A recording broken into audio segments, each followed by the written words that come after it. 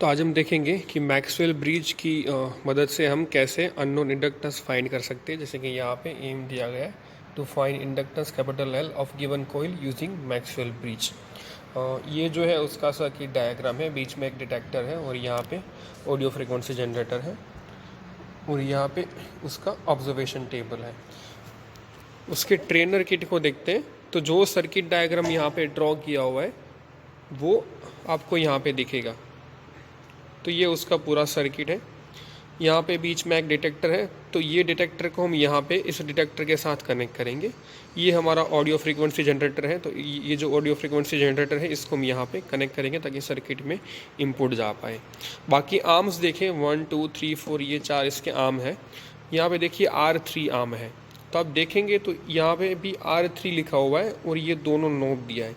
तो ये रेजिस्टेंस है और R3 की वैल्यू हम यहाँ से हम सेट कर सकते हैं। जैसे देखिए यहाँ पे 100 का मल्टीप्लायर है, तो अगर R3 की वैल्यू हमें फॉर इंस्टेंस हमें सेट करनी है 2100, तो हम क्या करेंगे, ये जो 1000 का मल्टीप्लायर है इसको हम 2 पे सेट करेंगे, राइट, क्योंकि ये दोनों R3 के नॉब है। तो 2 पे सेट किया तो 2 मल्टीप्लायर 1000 का, तो ये हो गया 2000।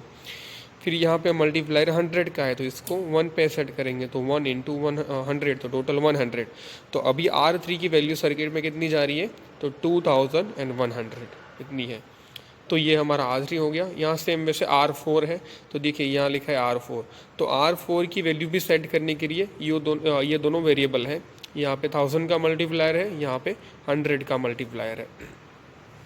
ये जो साइन वेव ऑसिलेटर है जो कि एम्पलीट्यूड है, इसको आपको मैक्सिमम पे रखना है। फिर दूसरा ये आम पे यहाँ पे ये जो है ये नॉन इंडक्टेंस है और ये फिक्स है, 10 मिली हेनरी फिक्स है, जिसको कैपिटल L1 नाम दिया है। ये है हमारा कैपिटल L2 जो कि अननोन इंडक्टेंस है। तो यहाँ पे जो भी इंडक्टेंस की वैल्यू हमें, जो भी इंडक्टर की वैल्यू हमें फाइंड करनी है उसको हम यहाँ पे रखेंगे। तो देखिए हमें अलग अलग 4 अननोन इंडक्टर दिए हैं। एक्चुअल में यहाँ पे इसकी वैल्यू लिखी हुई है 5 millihenry, 10 millihenry, 15 millihenry, 20 millihenry. ये होती नहीं है, लेकिन यहाँ पे प्रिंट की हुई है, इसलिए हमें पहले से ही पता है कि ये जो इंडक्टर है ये इतनी वैल्यू क्या है। तो जो भी इंडक्टर की वैल्यू हमें फाइंड करनी है वो हम यहाँ पे अननोन पे लगाएंगे, फिर फाइंड करेंगे तो हमें वेरीफाई हो जाएगा तो कितना है। तो एक बार सर्किट कनेक्ट करते हैं। तो सबसे पहले हम इनपुट देते, इसको मैक्सिमम कर देंगे, तो रेड टू रेड और ये ब्लैक टू ब्लैक। तो ऑडियो फ्रीक्वेंसी ये जो ऑसिलेटर है इससे हमें सर्किट को इनपुट मिल रहा है। फिर हम डिटेक्टर को कनेक्ट करेंगे। तो ये जो सर्किट का डिटेक्टर है इसको डिटेक्टर के साथ कनेक्ट कर दिया। ओके, अब इन 4 में से जो भी इंडक्टर हमें लेना है वो हम अननोन में कनेक्ट करेंगे। फॉर इंस्टेंस मैं अभी 5 मिली हेनरी का कनेक्ट कर रहा हूँ, ठीक है। तो 5 मिली हेनरी हमने लगाया अननोन में। अब हम रीडिंग निकालेंगे और उसका जो भी फाइनल आंसर आएगा वो 5 मिली हेनरी आना चाहिए, क्योंकि अभी अननोन पे हमने 5 मिली हेनरी लगाया है, राइट। ओके, तो यहाँ पे हमारा सर्किट कनेक्ट हो चुका है और ये सारे वैल्यूज़ को पहले ज़ीरो कर देना है। तो सारे वैल्यूज़ अभी ज़ीरो पे, सर्किट को हम ऑन करेंगे। तो यहाँ पे डिटेक्टर में कुछ इस तरीके से भी ज़ीरो दिख रहा है, लेकिन पहले ऑब्जर्वेशन टेबल देखते हैं।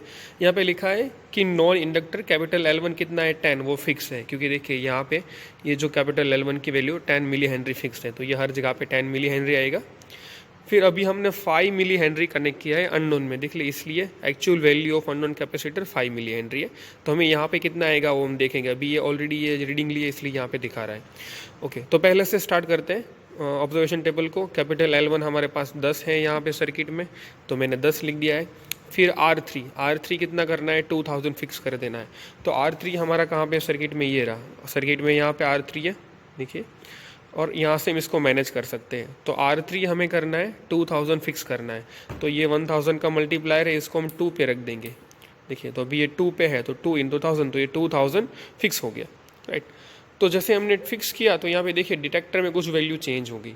अब हमें क्या करना है, R4 हमें कैसे मिलेगा, तो हमने जैसे ही 2000 फिक्स किया डिटेक्टर में वैल्यू मिली, तो अभी R4 को मूव करेंगे और तब तक पहले 1000 का मल्टीप्लायर मूव करेंगे और बाद में 100 का। तो पहले 1000 का कब तक मूव करना है कि जब तक ये वैल्यू मैक्सिमम डिक्रीज ना हो जाए। जैसे देखिए अब ये 0 पे है तो वहाँ पे 1.3 है, तो मैं इसको इंक्रीज करके 1000 पे ले जाता हूँ, तो ये कम हो गई, 0.67 हो गई है। इसको मूव करके आपको इसको एक आध सेकंड का टाइम देना है ताकि ये सेट हो पाए। फिर 2000 पे किया, ओके कम हो रही है, 0.35 हुई है। 3000 पे मूव किया, कम हो रही है, 0.16 हो रही है। 4000 पे मूव किया, ओके और भी कम हो गई, 0.032 हो गई है। अभी आगे जाते हैं, 0.032 है और इसको 5000 पे किया तो देखिए अभी बढ़ रही है वैल्यू, कम नहीं हो रही है। तो वापस आ जाना है, वापस 4000 पे आ जाएंगे। तो जहाँ पे मिनिमम वैल्यू मिलती है तब तक इसको घुमाएंगे। तो ये 1000 का मल्टीप्लायर मिनिमम हो जाए, उसके बाद ये 100 का मल्टीप्लायर लेंगे। तो अभी कितनी वैल्यू है, 0.030 के आसपास डिटेक्टर में वैल्यू है और उसको 0 से 100 पे मूव कर दें। देखिए डिक्रीज़ हो रही है, हाँ तो 0.30 थी वहाँ से हो गई है 0.20 सॉरी, उसको और इंक्रीज़ करते तो देखते हैं वैल्यू कम हो रही है, हाँ हो रही है, क्योंकि पहले 0.020 थी, अभी 0.010 के आसपास हो रही है। और कम करके देखते हैं, और भी कम हो रही है, 0.001 या 2 हो रही है, राइट। और भी एक बार इसको बढ़ा के देखते हैं क्या होता है। तो देखिए अभी वैल्यू बढ़ गई, पहले 001 थी, अभी 005 और 7 आ रही है, तो हम वापस आ जाएंगे। तो कहने का इंटेंशन ये है कि इन दोनों नॉब को जैसे यहाँ पे मिनिमम वैल्यू हो डिटेक्टर में, इस तरीके से इन दोनों नॉब को आपको सेट करना है। अब हम देखेंगे कि ये R4 में कितना मिला। तो देखिए ये है 4000 पे, 4000 प्लस ये है 300 पे, तो R4 की हमारी टोटल वैल्यू हो गई 4300। इसलिए हम R4 में लिखेंगे 4300। ओके तो हमारे पास तीन चीज़ें, कैपिटल L1 जो 10 फिक्स है, R3 भी हमने 2000 फिक्स किया था, और R4 की वैल्यू हम डिक्रीज़ कर देंगे डिटेक्टर को, तो हमें 4300 मिली। तो अब इसका जो इंडक्टेंस है अननोन, हमें पता है कि 5 मिली हेनरी है, लेकिन कैलकुलेट करके हमें लाना है। तो जो L2 है उसको फाइंड करने का इक्वेशन ये हमारे पास रहा, L1 into R3 divide by R4। तो L1 कितना है, 10 है। ओके अभी यहाँ पे ये है कि L1 हमारा 10 है, लेकिन वो मिली हेनरी में है, तो हमें उसको हेनरी में कन्वर्ट करना होगा, क्योंकि ये जो रेजिस्टेंस है वो ओम में है। अगर मिली ओम में होता तो ये चल जाता, लेकिन ओम में है तो ये मिली हटाना होगा। तो इसके लिए मिली हटाने के लिए 10 के साथ यहाँ पे 10 के साथ यहाँ पे 10⁻³ लगाया है। फिर R3 हमारा 2000 है, R4 हमें मिला 4300। तो इसको सॉल्व करेंगे तो हमें कुछ ऐसा आंसर मिलेगा, 4.65 इंटू 10⁻³ हेनरी। अगर -3 हटा दे तो ये मिली हेनरी हो जाएगा। तो देख ले, इसलिए यहाँ पे लिखा है 4.65 मिली हेनरी। तो हमारा फाई अप्लाई किया था और हमें मिला है 4.65, मतलब थोड़ा सा वेरिएशन है। तो इस तरीके से हम ये कर सकते हैं, अननोन इंडक्टर्स लगा के वैल्यू चेंज कर सकते हैं। फिर से इस सब चीज़ चारों जो नॉब है R3 और R4 की, इसको 0 कर देंगे। अभी इंडक्टर चेंज करेंगे, जो हमने 5 मिली हेनरी लगाया था उसकी जगह हम लगाते हैं 10 मिली हेनरी। तो सेम वैसे प्रोसेस करना है। देखिए यहाँ पे ये L1 तो हमारा फिक्स है, इसको चेंज नहीं कर सकते, 10 मिली हेनरी। R3 को 2000 करना है यहाँ पे, तो देखिए R3 को ये 1000 2000, तो R3 को 2000 फिक्स कर दिया। अब क्या करेंगे, R4 को इसको ऐसे इंक्रीज़ करते जाएंगे। कब तक इंक्रीज़ करना है, कि जब तक ये मिनिमम वैल्यू पे जाए, राइट। और देखिए डिक्रीज़ हो रहा है, अभी 2000, अभी 3000 पे किया तो देखिए ये तो इंक्रीज़ हो गया, तो इसको वापस 2000 पे आ जाते हैं, राइट। तो यहाँ पे वैल्यू 0.001 मिल रही है। अब इसको 0 पे इसको बढ़ाते हैं तो भी वैल्यू बढ़ रही है, तो इसका कोई चेंज नहीं करेंगे, इसको वापस आ जाएंगे 0 पे। तो देखिए टोटल कितनी वैल्यू, यहाँ 2 है, 1000 का मल्टीप्लायर, तो ये 2000 हो गया, ये तो 0 पे ही है, इसलिए R4 की वैल्यू हमने लिखी है 2000, राइट।